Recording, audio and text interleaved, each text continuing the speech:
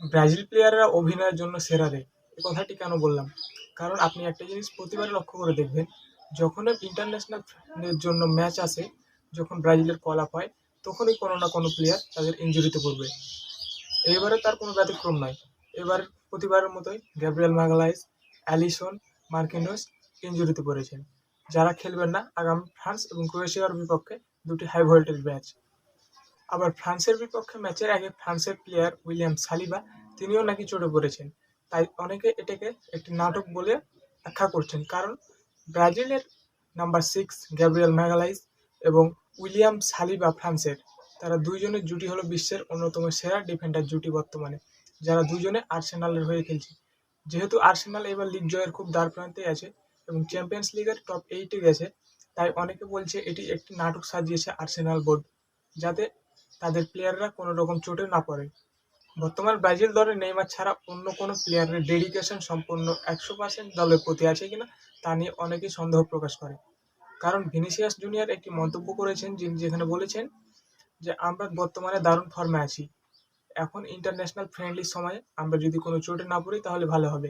এই কথা থেকে বোঝা যায় তাদের ব্রাজিল দলের চেয়ে ক্লাবটাকে বেশি প্রাধান্য দেয়। 27শে মার্চ রাত 2টায়, অর্থাৎ আজ রাত গিয়ে আজ রাত পার হলেই 2টার সময় মাঠে নামবে ব্রাজিল বনাম ফ্রান্স। এখানে একাদশ কেমন হতে পারে? অ্যালিসন যেহেতু নেই, সেখানে বেন্তো বা অ্যাডারসনকে আমরা দেখবো সম্ভবত। এবং ডিফেন্সে থাকছে ওয়েসলি, দানিলো এদের দেখা যাবে। এবং মিডফিল্ডে থাকবে বরাবরের মতো ক্যাসেমিরো, ফ্যাবিনিও এবং তার সাথে একজন অ্যাটাকিং মিডফিল্ডার হিসাবে কাকে খেলায়। আর উপরে অ্যাটাকিং ট্রয়ি হিসাবে থাকবে এক সাইডে ভিনিসিয়াস জুনিয়র, এটা শিওর, আর এক সাইডে রাফিনিয়া।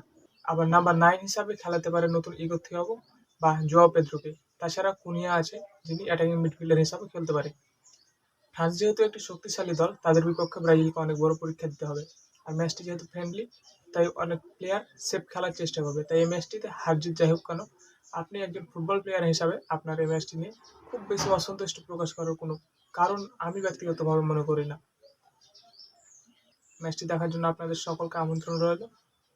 আজ রাত 2টায় ম্যাচটি শুরু হতে যাচ্ছে। আপনারা সবাই ম্যাচটি দেখুন, উপভোগ করুন এবং বুঝুন ব্রাজিলের কোন জায়গায় আরও উন্নতি করা দরকার। আপনার সাথে সাথে ব্রাজিল কোচ নিশ্চয়ই এই জিতটি টুকে নেবেন। ধন্যবাদ। আপনাদের কোনো মন্তব্য থাকলে জানাতে পারেন ভিডিওর কমেন্ট বক্সে।